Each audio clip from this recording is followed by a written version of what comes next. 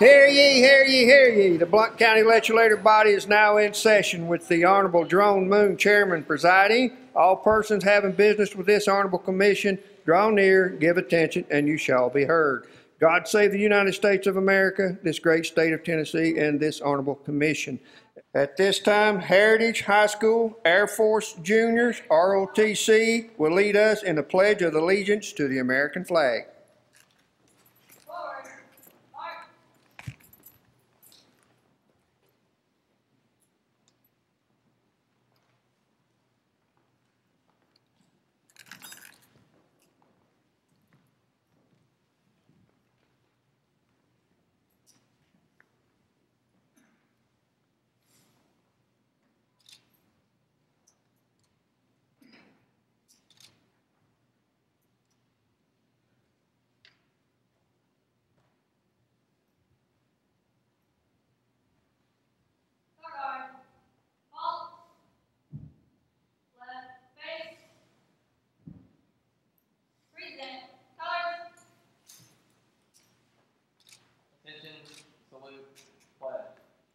I pledge allegiance to the flag of the United States of America and to the republic for which it stands, one nation, under God, indivisible, with liberty and justice for all. Order, colors. Right, face. Forward, march.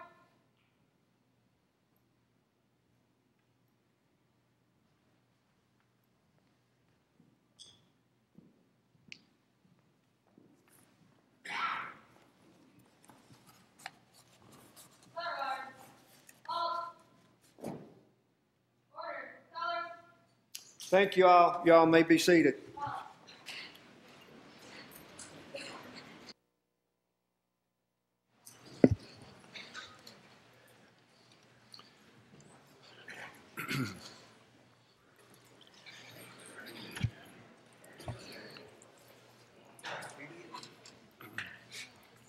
I'd like to welcome everyone to the November 2017 regular session of the Blount County Board of Commissioners. At this time, if you would give your attention to the emergency evacuation procedures.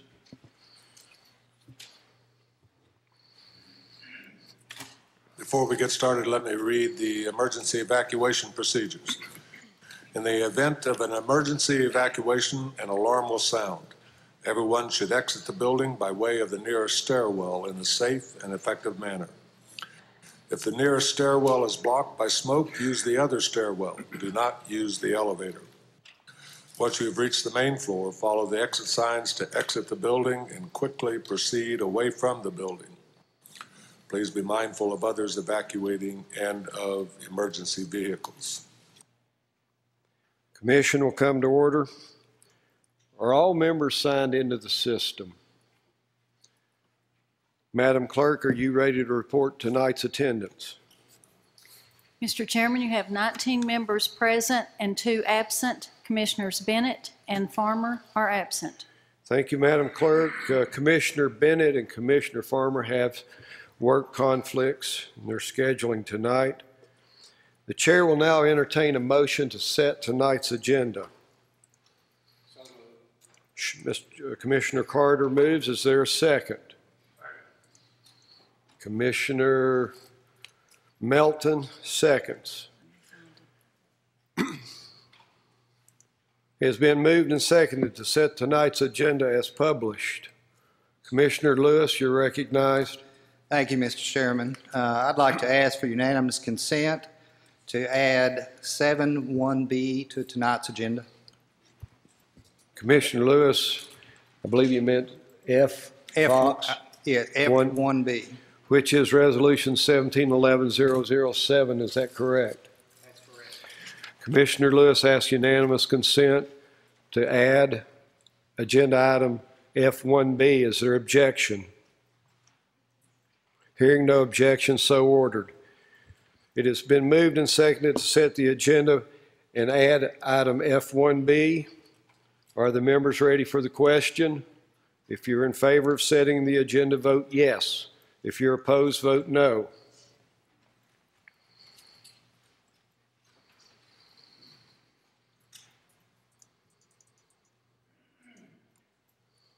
Mr. Chairman, there are 19 yes votes.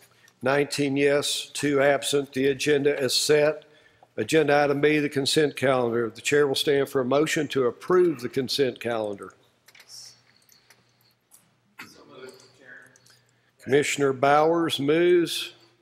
Commissioner Carver, if you will withdraw your motion and second. Commissioner Bowers moves and Commissioner French seconds.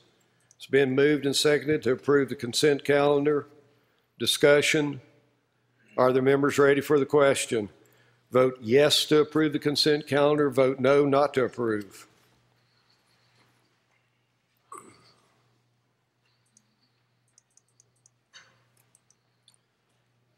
Mr. Chairman, there are 17 yes votes and 2 abstain. 17 yes, 2 abstain. The motion carries. The consent calendar is approved. At this time, the chair asks Chairman Pro Tem to come forward and Mayor Mitchell.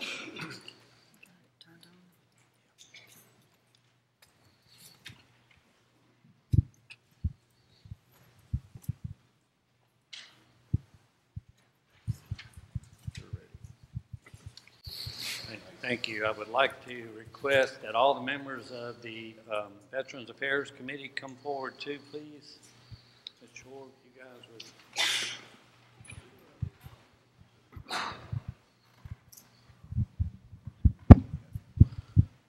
If you guys just come up here, Nathan.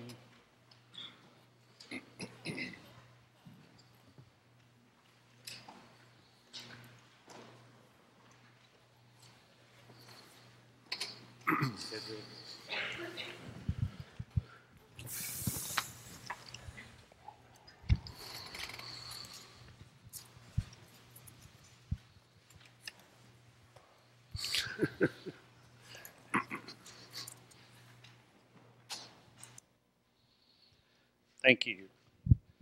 A resolution honoring all veterans and the employees of the Blount County Veterans Affairs Office for their outstanding contributions. Now therefore be it proclaimed by the Blount County Board of Commissioners, meeting in regular session this 16th day of November, 2017, and in observance of Veterans Day, November 11th, 2017, the Blount County Legislative Body does hereby give appreciation to all veterans and employees of Blount County Veterans Affairs Office for their outstanding contributions. And let me ask any of the commissioners that are veterans, if you guys would come up too, if you want, if you would like to come up. Arch, Mr. French, Jerome,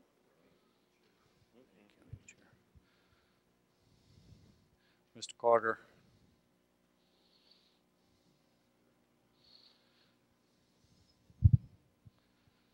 I didn't forget you.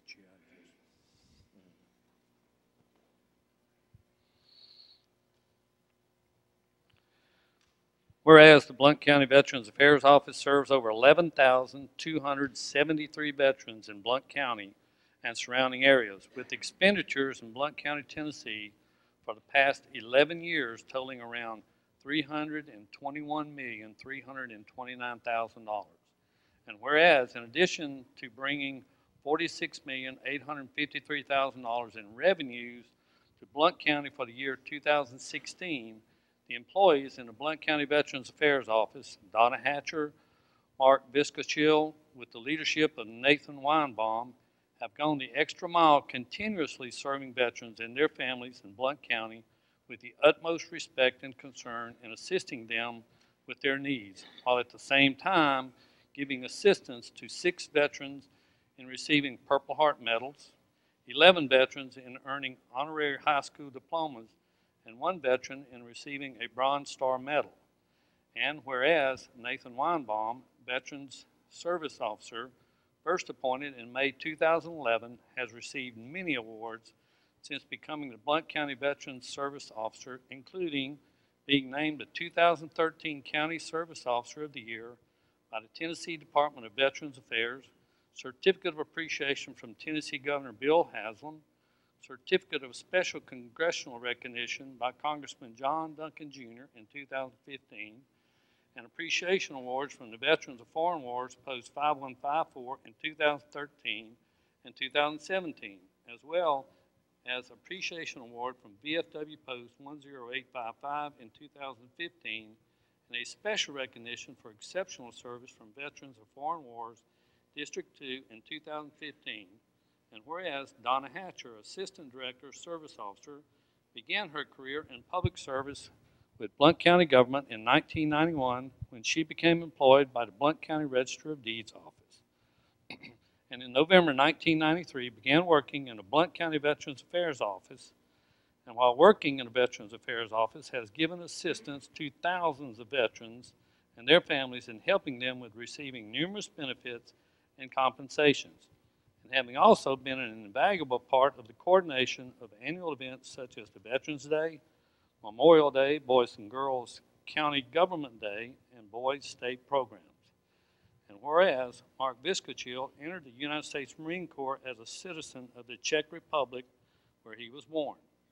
After his combat tours in Iraq, Viskachil chose to become a citizen of the United States of America. After his honorable discharge from the United States Marine Corps, he became a team member of the Blount County Veterans Affairs Office in November 2015 and received his VA certification in record time, having completed all steps in the process at the first attempt, and while being employed in the Veterans Affairs Office, has assisted hundreds of veterans and their families in receiving numerous benefits. And be it further proclaimed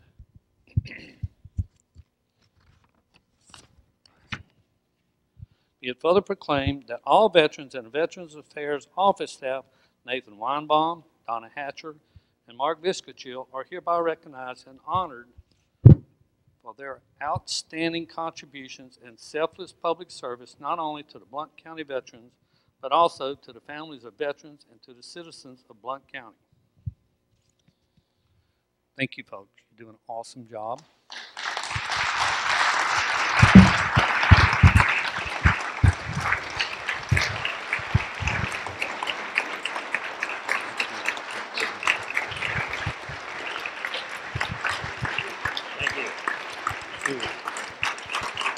Good job, buddy.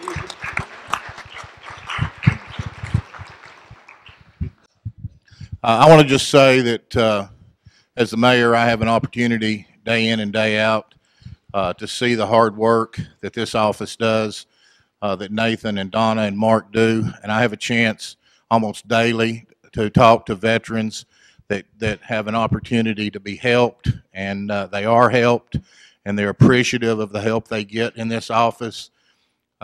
Nathan and I, we both have committed this courthouse to our veterans. It's the reason the parking in front of this courthouse is the veterans parking. It's the reason when you come into this courthouse, the first floor is all veterans, and that's done by design, because I think that the veterans are absolutely our forgotten heroes, and I think that there's not a day goes by that at least one veteran in this county doesn't need to be told thank you. And with that being said, I would just ask all the veterans that are in the audience tonight, would you please stand? And with these veterans here, let's give them all a round of applause.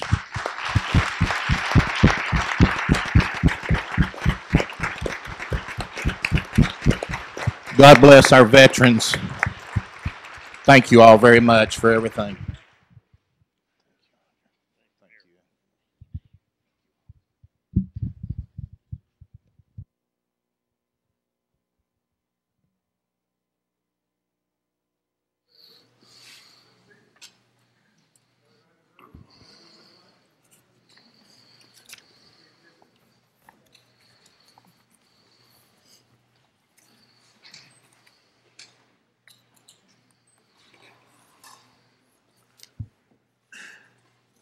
Now move to item C, public input on tonight's agenda. Public input on items on tonight's agenda. If you'll come forward, sir. Let's.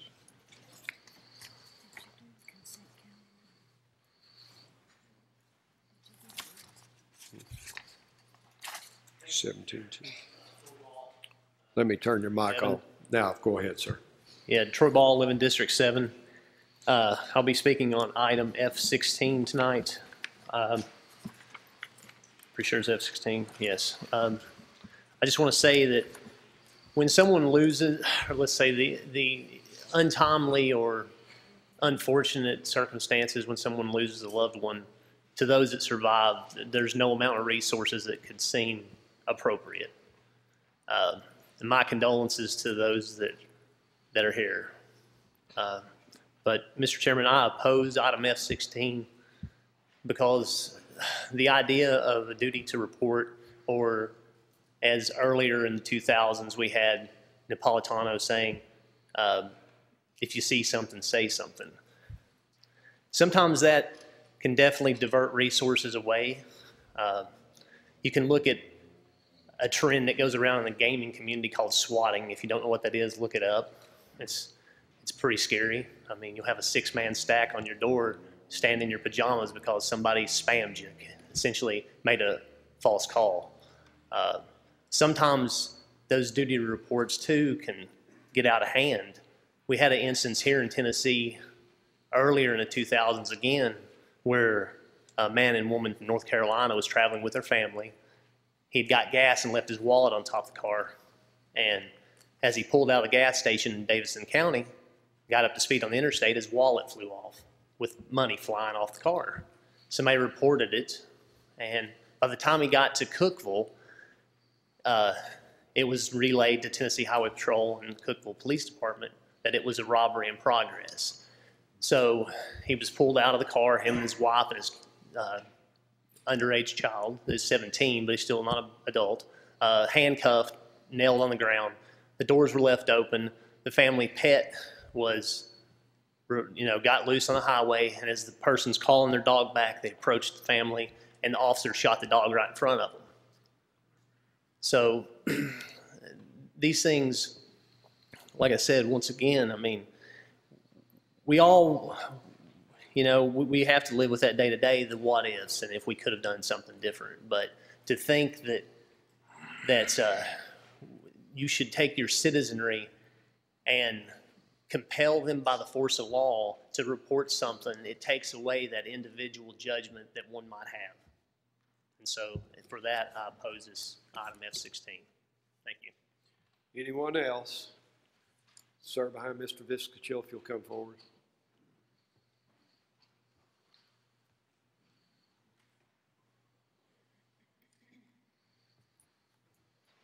Thank you. I'm Sam Duck. I'm in District 3.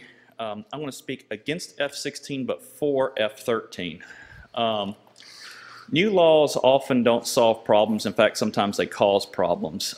Scum won't do the right thing based upon legality. For example, drug laws don't keep people from doing drugs. Just ask any of our prison staff. Years ago, a bill made it illegal for a mother to have drugs in her body while pregnant. A story later covered in our newspaper here in town, a mother didn't seek proper care due to fear of the law.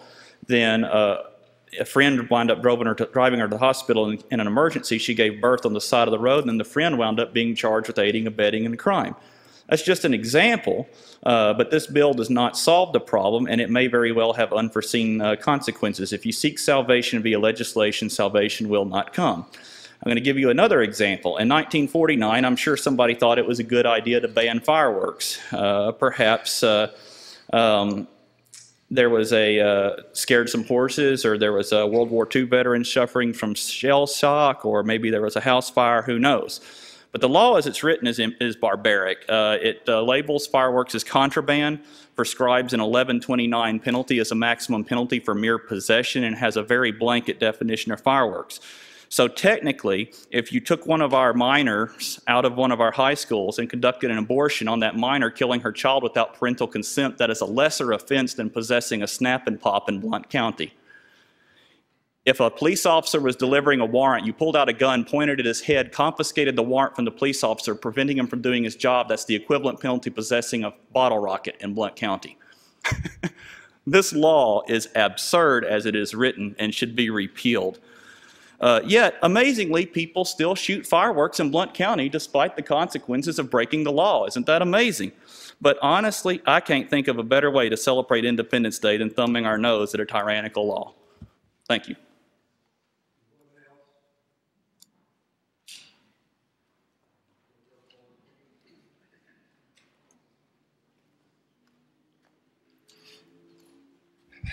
My name is Paul Ashby.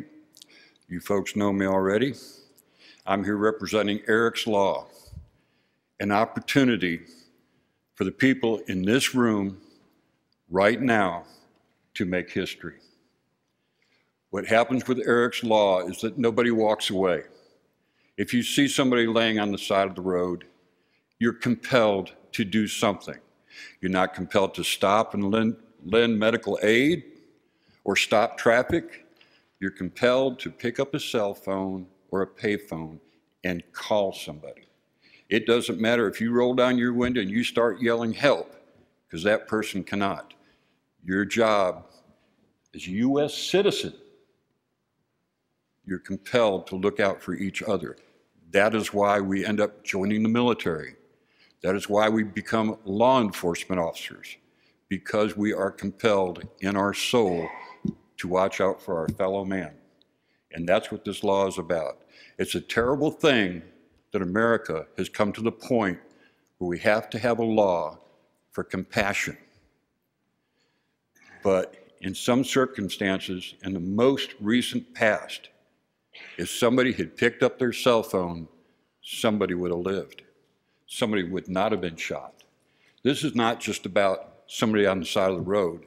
This is called schoolmates knowing something is about to go down, and they step forward and say something.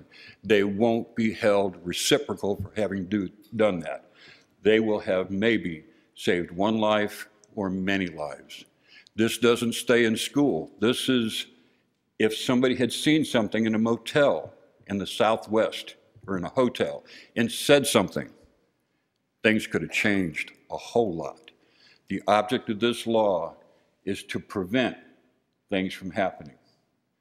It starts here and it goes up. I need your help because Eric needs your help. Thank you. Thank you.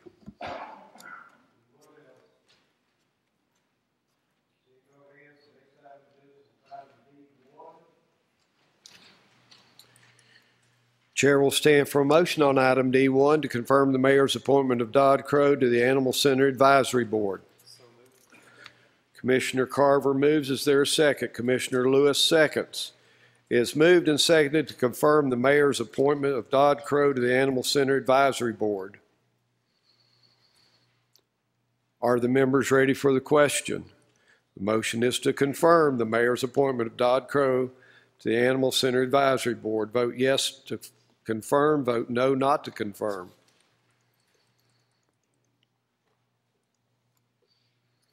Mr. Chairman, you have 18 yes votes and 1 abstain. 18 yes, 1 abstain. The motion carries. The appointment is confirmed. The next item of business is item D2. Chair will stand for motion on item D2 to appoint Michael Rasher and Roger Robinson to the Sheriff's Merit Board. Commissioner Carver moves. Is there a second? Commissioner Carter seconds.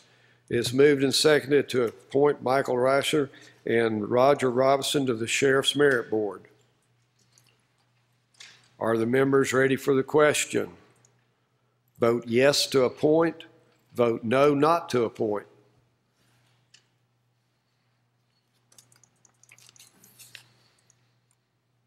Mr. Chairman, there are 19 yes votes. 19 yes, 0 no.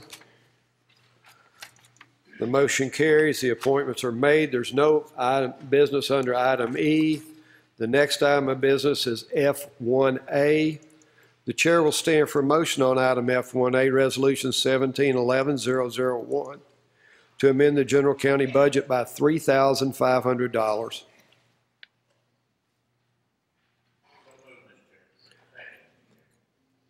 Commissioner Lewis moves. Commissioner French seconds. It's moved and seconded to adopt Resolution 1711-001. Are the members ready for the question? Vote yes to adopt the resolution. Vote no not to adopt the resolution.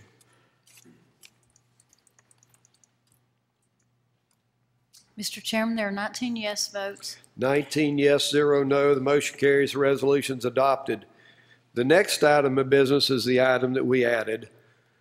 Item F1B, the chair will stand for a motion on item F1B, Resolution 1711-007, to amend the general county budget by $80,076.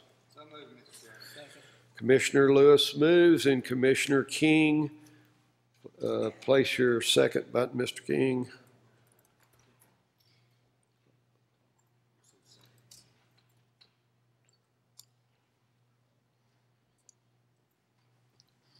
On the floor, go on the floor. I got it. Press second. Okay. It's been moved and seconded to adopt Resolution 1711-007. Mr. Lewis, do you seek the floor?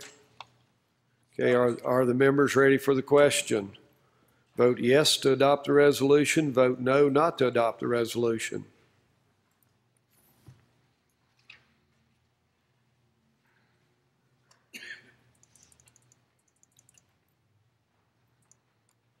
Mr. Chairman, there are 18 yes votes and 1 abstain. 18 yes, 1 abstain. The motion carries. The resolution is adopted. The next item of business is F2. The chair will stand for a motion on item F2, Resolution 1711-002, to amend the highway budget by $393,000. Commissioner Cole moves. Is there a second? Commissioner Caskey. It is moved and seconded to adopt Resolution 1711-002. Are the members ready for the question? Vote yes to adopt the resolution. Vote no not to adopt the resolution.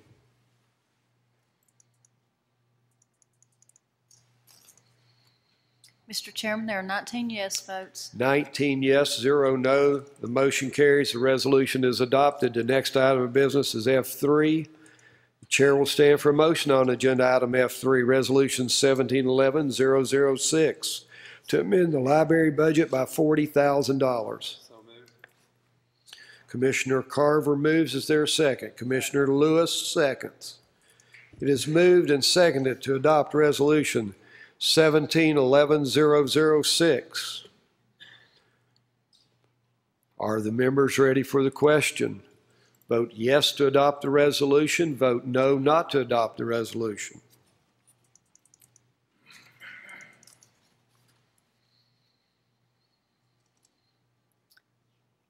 He's absent. Mr. Chairman, there are 18 yes votes. 18 yes, 0 no. Motion carries. The resolution is adopted. The next item of business is F4.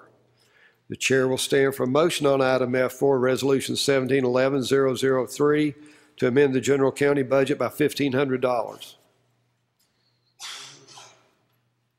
Commissioner Cole moves. Commissioner Carver seconds. It is moved and seconded to adopt Resolution 1711-003. Are the members ready for the question? Vote yes to adopt the resolution. Vote no not to adopt the resolution.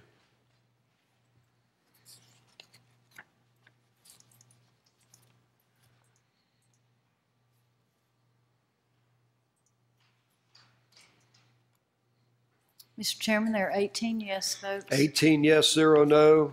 The motion carries. The resolution is adopted. The next item of business is F5. The chair will stand for a motion on item F5, Resolution 1711-004, to amend the general county budget by $77,715. Commissioner Carver moves and Commissioner Bowers, when he presses the Commissioner Bowers seconds. It is moved and seconded to adopt Resolution 1711-004. Are the members ready for the question? Vote yes to adopt the resolution. Vote no not to adopt the resolution.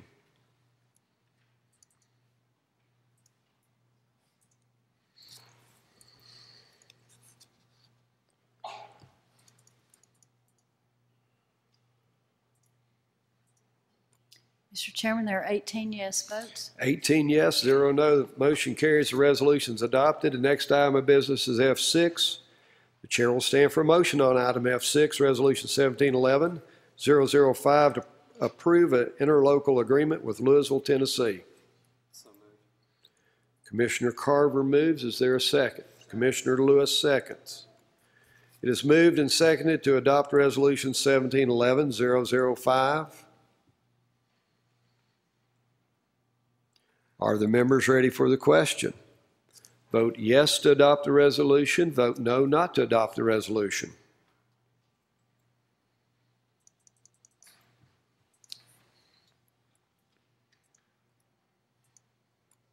Mr. Chairman, there are 17 yes votes and 1 abstain. 17 yes, 1 abstain. The motion carries. The resolution is adopted. The next item of business is F7. The chair will stand for a motion on item F7, Resolution 1711-013, to adopt the update to the Highway Employee Supplement Handbook.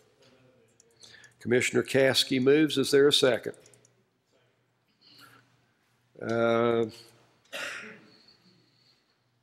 Commissioner French beats out Mr. Cole. Commissioner French seconds. It's been moved and seconded to adopt Resolution 1711-013. Commissioner Monroe, you're recognized. Thank you, Mr. Chairman. I looked at the law that was sent to us, and the C1 says that any office holder can adopt their own base personnel policies in accordance with subsection A, and subsection A says the office holder submits it to an attorney, and then the attorney looks at it and reviews it, and if it's okay, they file it with the county clerk. I'm not sure that this body has the authority to approve. It says right here that the office holder, any county official whose employees are governed by the base personnel policies adopted by the county legislative body, shall have the right to adopt separate base personnel policies applicable to the employees of such official's office by filing approved base personnel policies with the county legislative body in the same manner as set out in Section A at the following times. November is the correct when it has to be submitted. And subsection A says that they can adopt base personnel policies as approved by attorney, and then they file that with the clerk. I'm not so sure that this body has the authority to approve. We certainly have the authority. It talks about in A that we included in the minutes. If you'd like me to read A in verbatim, I'll be happy to read A verbatim to this body. It's state law. Each county official shall adopt base personnel policies which shall be approved by an attorney as provided in this chapter and filed in the office of the county clerk as provided in this section on or before December 31st, 1997. The county official shall submit the base personnel policies to the attorney selected in accordance with 523-105 to be reviewed for compliance with this chapter or other applicable law. In the event that any policy is not approved by such attorney, the county official may challenge the conclusion of the attorney so as to such policy and have such policy reviewed by another attorney selected by the county official and paid from the fees of the office or funds budgeted for the office or department, and the conclusion of that attorney shall be final. The county official shall submit the approved policies to the county legislative body for inclusion in the minutes of the body and filing in the office of the county clerk. And then it goes on to talk about the County Board of Education, which I don't think is relevant here. But I believe that the office holder has the authority to write their own policies, and then they submit it to an attorney. And then once that attorney has approved it, then they submit it to this body for inclusion in the minutes, is my understanding. And I have consulted with Charles Curtis, and he spoke with the CTAS attorney, and the CTAS attorney told him that as well. So I'm not so sure that this body has the authority to approve. I think that even if this commission voted it down, that our highway superintendent could go tomorrow and have an attorney review that policy and get it approved without the authority, the approval of this body. Anything else? Anything else? No, so I'm just going to vote no because I don't at this time, unless somebody comes forward with something else, I don't believe I have the authority to approve his policies. I believe he has that authority. It rests with him. Thank you. Commissioner Daly, you're recognized. So what it sounds like to me, if we pass this and that then the commission can be held responsible for any rules in that if something should happen instead of the department. So I'm not going to vote for it either. Thank you. Commissioner French, you're recognized, sir. Thank you, Mr. Chairman. I didn't hear anywhere in there that we did not have the authority. I didn't hear any statement made that this body did not have the authority to do what is requested here. I don't have a problem with the highway department coming and asking the auspices of the county board to adopt his handbook. I see no problem with that. I don't see us breaking any laws. I didn't hear anything where it said we did not have the authority. Commissioner Daly, you seek the floor again. Okay. All the lights are clear. Are the members ready for the question? The pending motion is to adopt Resolution 1711-013. Vote yes to adopt the resolution. Vote no not to adopt the resolution.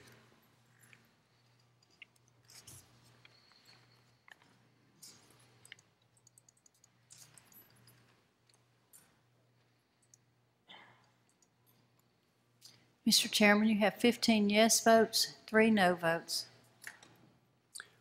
15 yes, 3 no. The motion carries. The resolution's adopted. The next item of business is F8.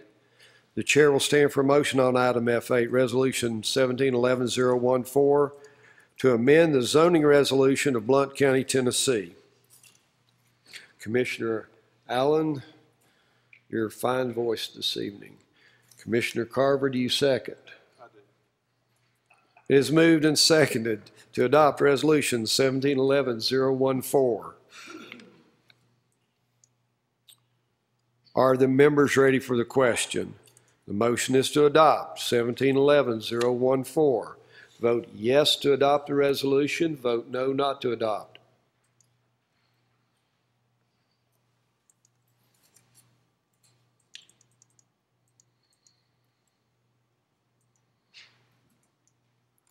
Mr. Chairman, there are 16 yes votes and 2 no votes. 16 yes, 2 no. The motion carries. The resolution is adopted.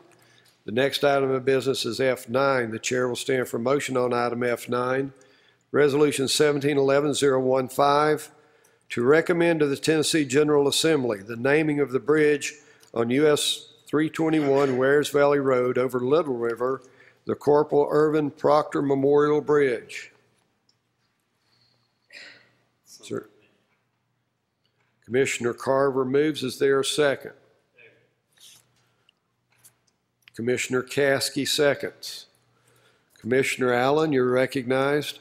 Yes, I'd like to make a motion that we combine 9, 10, 11, and 12. The pending motion is to adopt Resolution 1711-015. It'd be out of order to combine them. You'll have your chance on F10. The pending motion is to adopt Resolution 1711-015. Are the members ready for the question? Vote yes to adopt the resolution. Vote no not to adopt the resolution.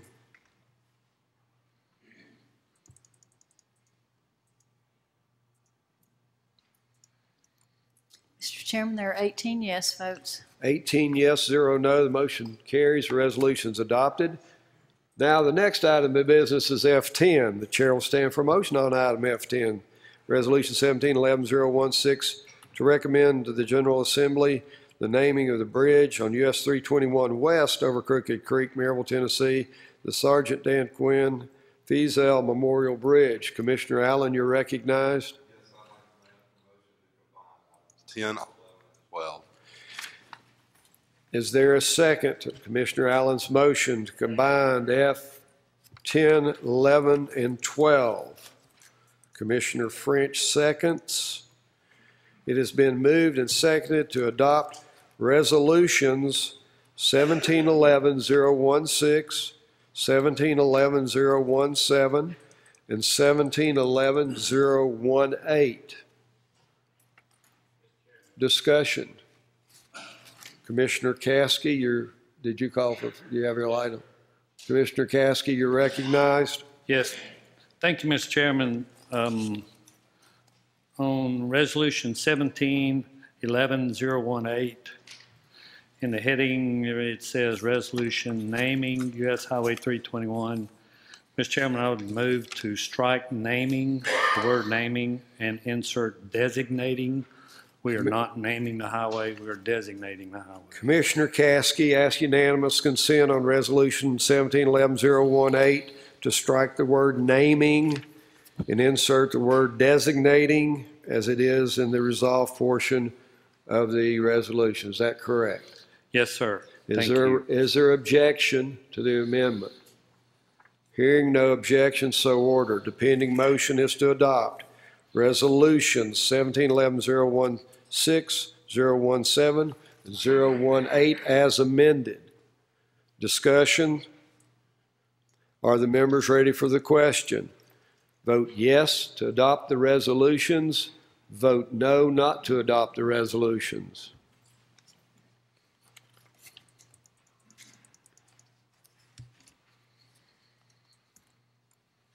Mr. Chairman, there are 18 yes votes. 18 yes, 0 no.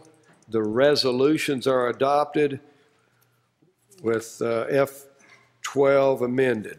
The next item of business is item F13.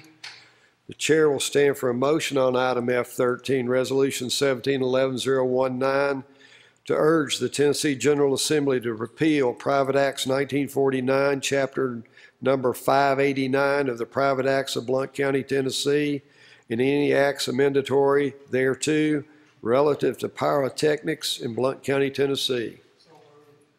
Commissioner Akerd moves. Is there a second? Commissioner Cole seconds. It's moved and seconded to adopt Resolution 1711-019. Commissioner Kaler, you're recognized.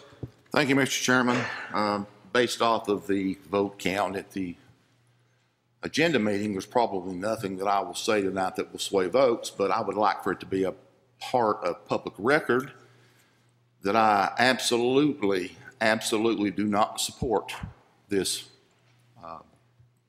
resolution. There will be people amongst my peers in this commission, there'll be people in the audience that will say Commissioner Kaler's being over dramatic. Well, that's okay. The argument that I have heard about this is, well, everybody's doing it, so let's make some money off of it. I might have maneuvered the words a little bit, but bottom line, the word has been, everybody's doing it, it's not enforced, we can make some tax dollars off of this.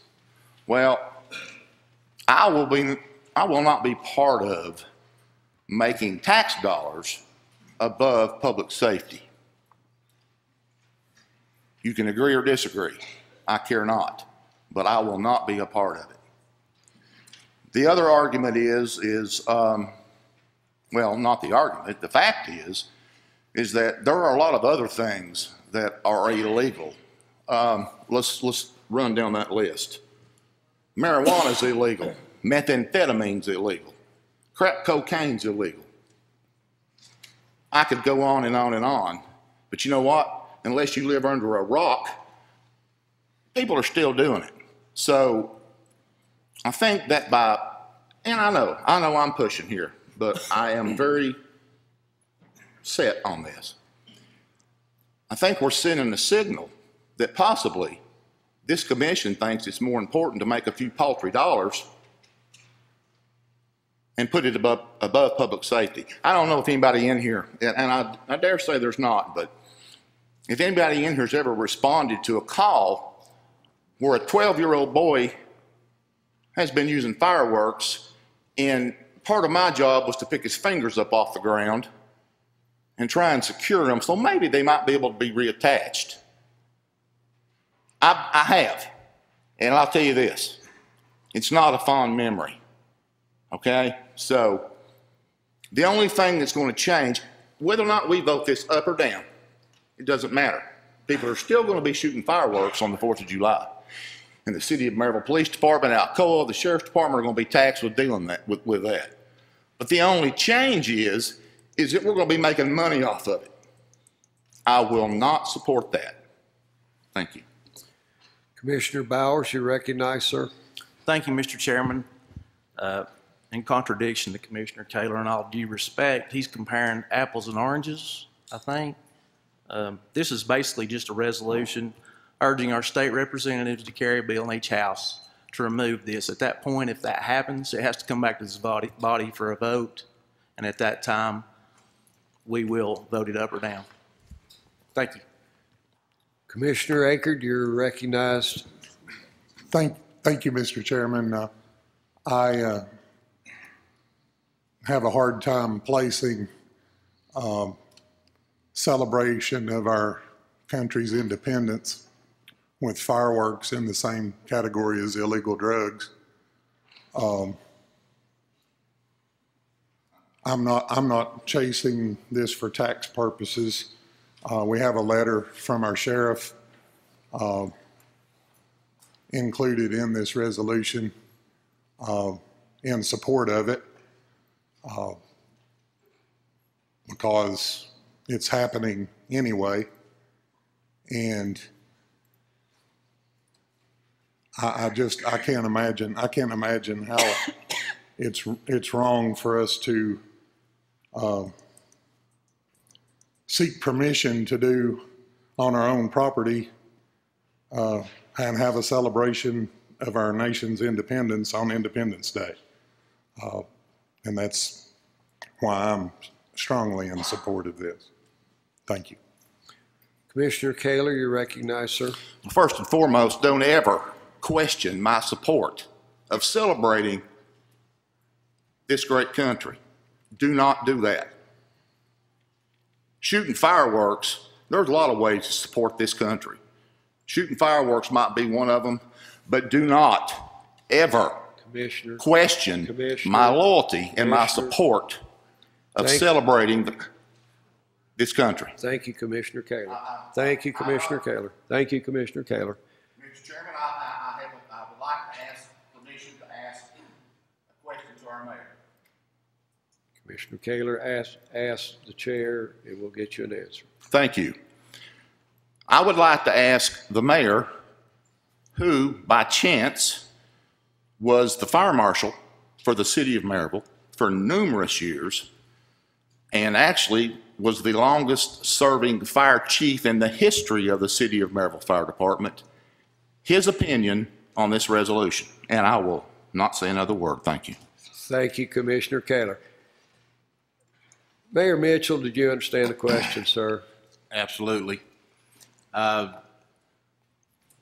With those, what Commissioner Kaler said, I have seen the devastating effects that fireworks have caused, and there is no way, with the background I have and seeing the hurt that has happened to young people and old people alike for shooting fireworks, no, I could not support legalizing fireworks. Commissioner Crowe, you're recognized. Yes, I appreciate the discussion because I think it's valid on both sides. First off, there will be people hurt. We all know that. And I agree with all the other discussion, but here's the discussion that helps make my decision. And that is, this law has never been enforced. I'm a teacher. When we make laws at school, we try to enforce them, otherwise you're wasting your time.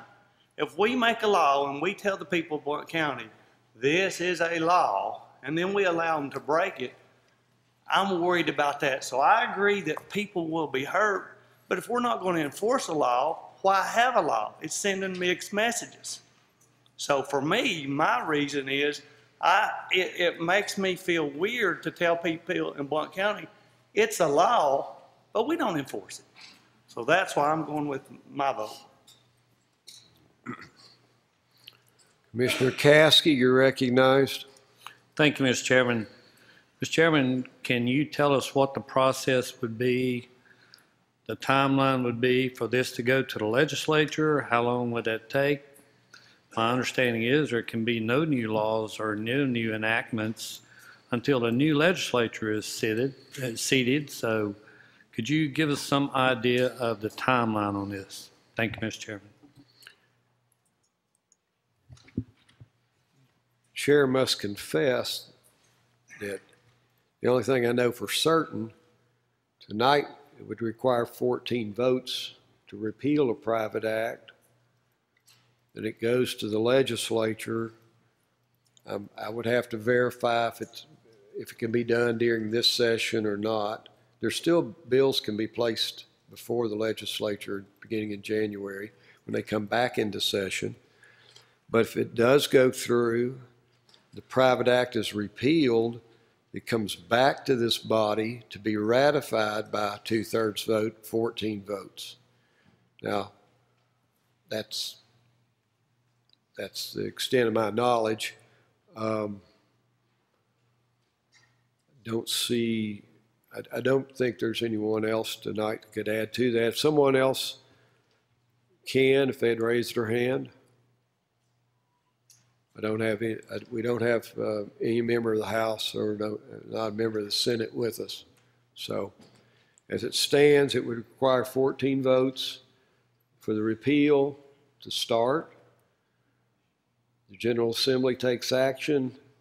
If they vote to repeal, then it comes back to this body and be ratified with 14 votes. Commissioner French, you're recognized. Mr. Chairman, I have a question about that. We are not repealing it. We are not repealing it. We're just asking. We do not have the authority to appeal. But why would it take 14 votes just to send it to the legislature? Just like we did on the Smoky Mountain Tourism Development Authority, that private act to send it required 14 votes. And when that was passed and it came back to us, we had to ratify with 14 votes. Excuse me, just a moment. Mr. Vineyard, that was the process we went through on that private act, wasn't it? It's been 4 or 5 years ago, but for that private act to go down, it took a 2/3 vote of the county legislative body. I don't recall, Mr. Chairman. Thank you. Mr. Chairman, I understand when it comes back, it requires 14 votes. But we're not rescinding it now. All we're doing is forwarding it to the state legislature for them to repeal it. And then when it comes back, it takes 14 votes. But I have to question that. I don't think it would take 14 just to send it to the state legislature. I don't know. It did for the private act that we sent to bring about the Smoky Mountain Tourism Development Authority. It took 14 votes to send it down, and then it took 14 after it was ratified, to ratify it when it came back. If we're not clear on that, Chair will entertain a motion to postpone till we get absolute guidance. I'd like to postpone it until we do. Commissioner French. How long will it take to postpone it? That's all. Well, take that statement back. Okay, the postponement would be to the next meeting. It would not go through the agenda meeting, it would come directly to the agenda of the December meeting. Anything postponed in this meeting comes back to this meeting on postponement. But the way the chair's going to rule tonight takes 14 votes. I'm gonna ask for a vote on the chair's decision. It's fine, but if it's contrary to state law, the whole thing goes away. I understand that, but. Okay. Oh, well, It's up to you. It's your choice, Commissioner.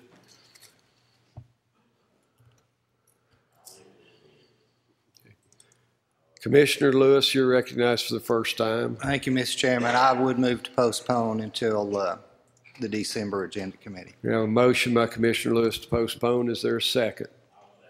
Commissioner French seconds. The pending motion is to postpone this matter to the December regular commission meeting. Discussion on the motion to postpone. Are the members ready for the question? Vote yes to postpone this item to the December meeting. Vote no not to postpone.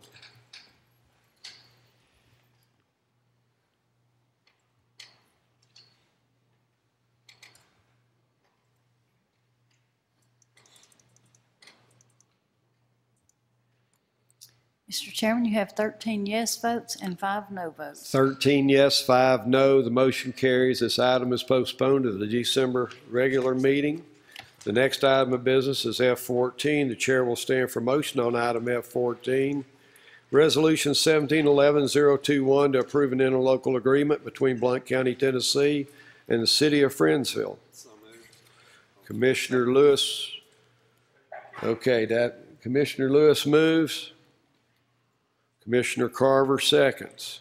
It is moved and seconded to adopt 1711-021. Commissioner Monroe, you're recognized. Thank you, Mr. Chairman. It says that the court cost for each violation shall be the sum of $177, and that this has been determined as the necessary amount to administer the cost of enforcement of the city's ordinances. And then it goes on to say that this agreement shall extend until such time as the city requests and express their intent pursuant to the applicable statutes that their designated municipal ordinance is no longer to be prosecuted by the Sheriff and General Sessions Court. So if this continues until the city requests, I'm wondering, do we have any kind of mechanism in place that would continue to increase the funding? What if this went on for 20 years? Are we still going to collect $177 20 years from now when costs have risen? Is there any mechanism in place that would raise the amount? Because it says the city, this agreement extends until the city requests that they don't want it. Is there anyone that can answer that?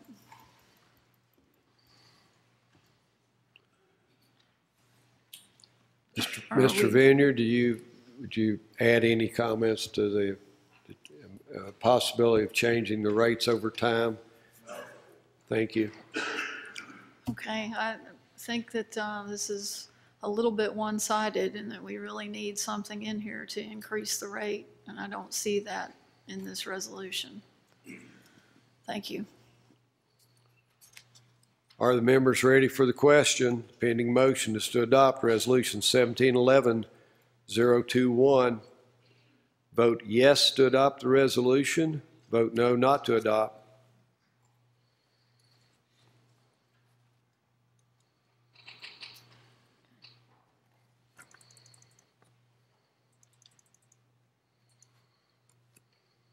Mr. Chairman, you have 15 yes votes, 2 no, and 1 abstain. 15 yes, 2 no, 1 abstain. The motion carries. The resolution is adopted. The next item of business is F15. The chair will stand for motion on item F15 to set a public hearing on December the 12th, 6:15, room 430, the Blount County Courthouse, regarding a request to rezone a portion of the property located at 120 Eleanor Davis Drive, Maryville, Tennessee, from C commercial to S suburbanizing, identified on tax map 59, parcel 36.00. Commissioner Carver moves. Is there a second? Commissioner Lewis seconds. It is moved and seconded to set a public hearing on rezoning. Are the members ready for the question? Vote yes to set the public hearing. Vote no not to set the public hearing.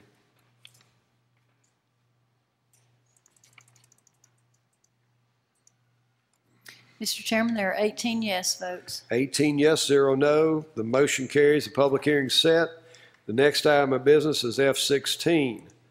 The chair will stand for a motion on item F16, Resolution 1711-022, requesting the Tennessee General Assembly to consider the enactment of legislation regarding the duty to report a person in distress by calling 911 or a first responder. Commissioner Carver moves. Commissioner Lewis seconds. It is moved and seconded to adopt Resolution 1711-022. Commissioner Akerd, you're recognized. Thank you, Mr. Chairman. Because this is a request of the General Assembly of the state of Tennessee, is this another thing that requires 14 votes? The chair's opinion, no, sir, it's not. We're not asking for a private act. The 2/3 votes comes about when we're dealing with private acts that affect only Blount County. This is requesting and urging the General Assembly of the state of Tennessee to enact a statute that will cover the entire state. So the fireworks thing on the other, that is a that private law only act. appeals to It's a repeal of a private act. Okay. Thank you. Which is only applies to when that private act was passed in 49 was Blount County, Tennessee. Okay, thank you. Commissioner Monroe, you're recognized. Thank you, Mr. Chairman. I want to preface my statement by saying that losing a loved one would be very hard, and my heart goes out to the family, the Ashby family, and the loss of their loved one. Having said that, I don't think that this law is in the best interest of a free society. Part of the right to freedom of speech is also the right to remain silent, and also have individual judgments as to how best to handle situations. I've looked for Eric's law. It's not included in this packet, and distressed person is not defined. And in this age of cell phones and modern technology, with not knowing what this law could potentially say, any one of us could be driving down the road one day and see a car on the side of the road and not think anything of it, and then shortly thereafter receive a call that you were photographed or recorded driving by that vehicle. And you saw that vehicle and you didn't say anything about it. And then the next possibility might be that you might have to explain to a judge why you didn't say something about this vehicle that you saw on the side of the road, because you don't know if somebody in there, if there's even anybody in the vehicle, but there could have been somebody laying there. And, you know, I personally don't feel safe stopping and checking out every situation. I wish I did, because I certainly would. There's many times I've wanted to pick up somebody and give them a ride home, and I haven't, because I didn't know that person, and have read horror stories about what can happen to women that do. Now, I looked into this to try to find Eric's law, and I couldn't. What I did find were press reports. And what I found in those press reports was that the police were called in this particular incident, and they did come out and look into the matter. So even if the people that had been in the boat had called, the police did come out and look for this individual. And, you know, life is not without uncertainty. We're talking about a situation where somebody, in all likelihood, drowned in the river. And, you know, we did have someone that called the police and did report this. And guess what? They weren't able to save this gentleman, or at least it certainly appears that way. You know, we could have a law that required you to report any crime that you see, but do we really want to become that kind of society? Now, I think that the people that are doing this are well-intended. They have the best of intentions, but we know about the road. Well, we've heard about a certain road to a certain place and the intentions involved. You know, I personally don't want to live in a society where I feel like I have to call 911 at every event, every time I see something, for fear that I might be breaking a law and potentially, without knowing what this law might say, might even face criminal charges if I don't call. You know, I recently listened to a EMT and to a social worker describe situations where they are encouraged to call 911 for certain mental health issues, but they both had objections to doing so because certain people are afraid of the police, and the last thing in the world they want to see show up is a police officer. It might trigger more anxiety and more stress for people. There are potential consequences. I might feel a little more comfortable about this if I had the law actually in front of me where I could read it, where we knew what a distressed person meant. But we don't have that in front of us. And there are a lot of potential what-ifs that could go wrong. And I do not want to see any of our citizens having to start explaining themselves because they don't call the police every time they see something. I think that if you see something, say something is not necessarily the best policy, because we heard an example of what happens when you see something and you say something. Stories get misrepeated, and the next thing you know, you're handcuffed and on the ground, and your dog could be shot. And that happened right here in Tennessee, all because somebody saw something and they said something. So I'm very much concerned. We don't have the law in front of us. We don't know what it will say, and the potential for what could go wrong with this is pretty large. And without a little more certainty, I cannot support something like this. Thank you. Commissioner Carter, you're recognized. Thank you, Mr. Chairman. Since we're talking about free societies, in our free society, we already have duty to report if you see a minor being abused. We have duty to report if you see elderly being abused. So I don't understand what the gripe is about a duty to report if you see someone about to die or in a life or death situation. This resolution is not only about one person, Your Honor. This resolution is about a lot of victims. It's about the victims that have needlessly died and that will needlessly die if someone could have only just made a phone call. One call.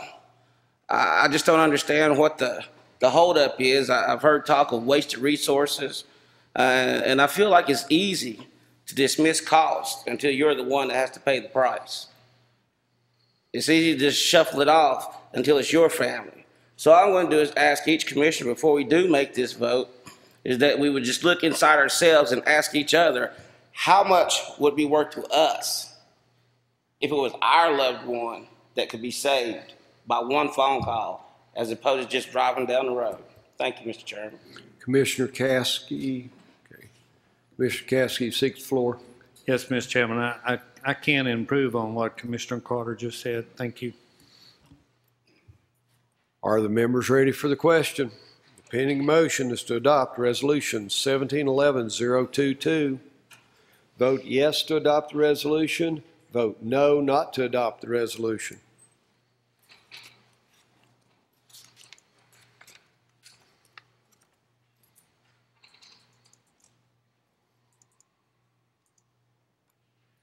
Mr. Chairman, there are 15 yes votes and 3 no votes. 15 yes, 3 no. Motion carries. The resolution's adopted. Agenda item G, announcements and statements. The chair would like to welcome and recognize the Maryville High School governments class. If they would please stand. Anyone's member of that class. Thank you.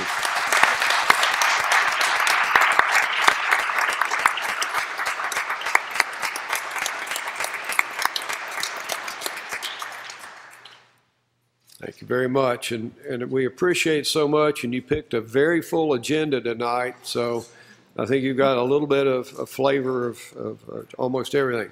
At this time, Commissioner Bowers, I recognize you. Thank you, Mr. Chairman. On our consent calendar, I'd just like to thank this commission for supporting a resolution that supported the school board in naming Benny Dalton Way through the campus of Heritage High School. He was a great man, a great leader in our community, did a lot for Heritage High School, and I think this is just a small amount of recognition for a very great man, and we appreciate it, and I appreciate the support. Thank you. Mayor Mitchell, you asked to be recognized. Well, I would like to echo what Commissioner Caskey said. I was one of his students, as hard as that may be for some of you to believe. I was at Everett High School when Coach Dalton went into teaching, and had him for classes, and him and Mike both. And I will say right now that there's probably not any better person that I've ever met in my life than Coach Dalton, and a great coach, a great principal, and a great education, just a great leader in this community, and a great member of this community. I also want to remind you, you have some surveys that are in your mailbox.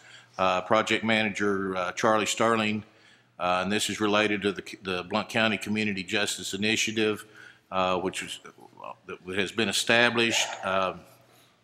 For those of you that were able to make the Community Recovery Education Forum on Monday night, you probably agree with me that you saw two of the greatest speakers on opiate and drug addiction speak that night, with Dr. Monty Burks and Dr. Stephen Lloyd.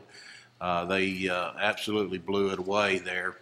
And as we continue to work forward on this, I appreciate all of your all support, and please do take it's not a whole lot of time to fill those surveys out, but I sure would appreciate it if you would do that. Also, I want to make you sure that everyone has on their calendars for our Hometown Christmas and Festival of Trees lighting event on Thursday, November the 30th from 6:30 to 8. We have the Blount County Schools Elementary Bell Choir coming, along with Maryville College Highlanders Choral Group coming. And a new addition is the Silver Winds Flute Choir to play once we open the courthouse lobby for refreshments. And I want to thank you, our commissioners, providing candy, coffee, and drinks again for this year, for this special night. I invite everyone to be there. I'd also like to say, looking back at this governance group and these young people right here, it's really going to look a lot better in a few years when you're sitting where I am right now and looking at the horseshoe, looks like, because that is a good looking bunch of people. We all do. We all sit and say, I don't think that sounded right. Wait a second. We all talk about this, about getting the young people involved and getting the youth involved and getting people in the community involved in our government. And I want to thank Maryville High School, the teachers, and whoever put this together. Thank you very much for having them here. We have to have them to make this work in the years to come. Thank you all very much. That's all. Commissioner Monroe, you're recognized. Thank you, Mr. Chairman. For well over a year now, I've been asking for information regarding the status of lawsuits against the county and settlements, and it's been well over a year, and I haven't been given the first piece of paper that I've asked for. I would request that that information be sent my way. Thank you. Anyone else? Agenda item H, public input on items not on tonight's agenda. You'll come forward, Mr. Duck, and then Mr. Grothchon will be here right after you.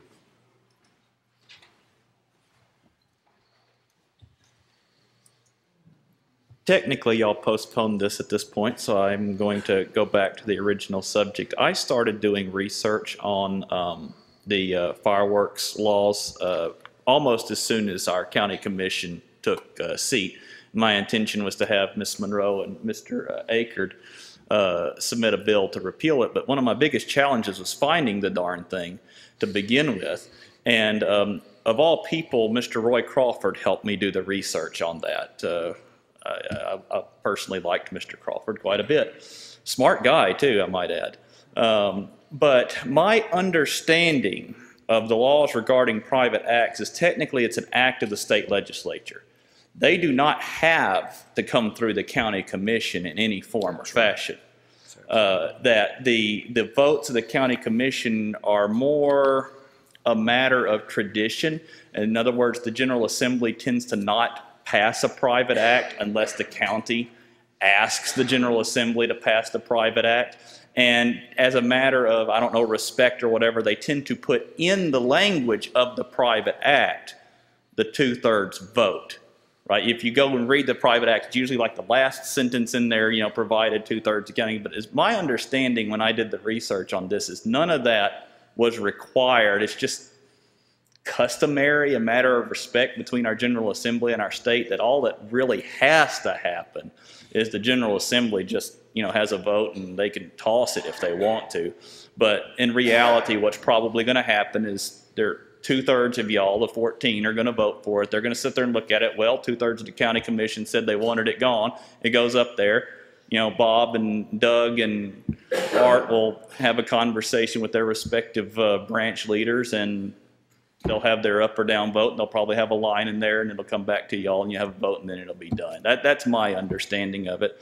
And I've got to admit, I'm probably one of the #1 violators of the law as it stands on the book. And I talked to a bunch of y'all because Tana asked me to place calls to you, and I know about half of y'all are the same way. So let's just remember, if y'all don't repeal it, half of this body's breaking the law as it stands too. So anyway, thank you.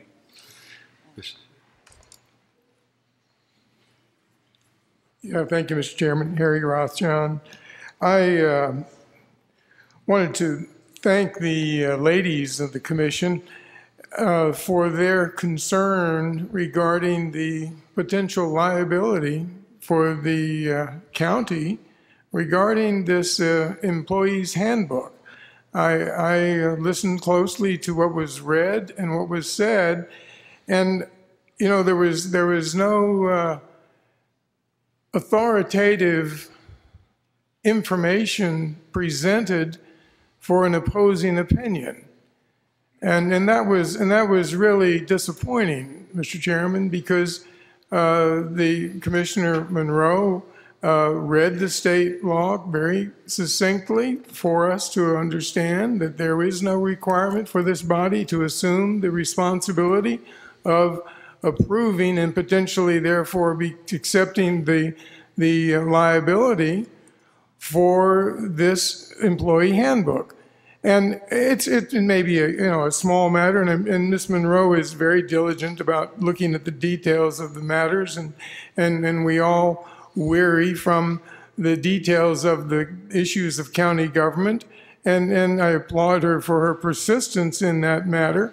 But when it comes to this kind of an issue where the liability exposure is considered and there is no legal opinion or no authoritative reference made in opposition to it, it troubles me that we only have women that stand for righteousness in government and no men, Mr. Chairman. Thank you. Anyone else? Does anyone else wish to speak on items not on the agenda? We'll move to agenda item I. Without objection, this meeting is adjourned. Hearing no objection, we stand adjourned.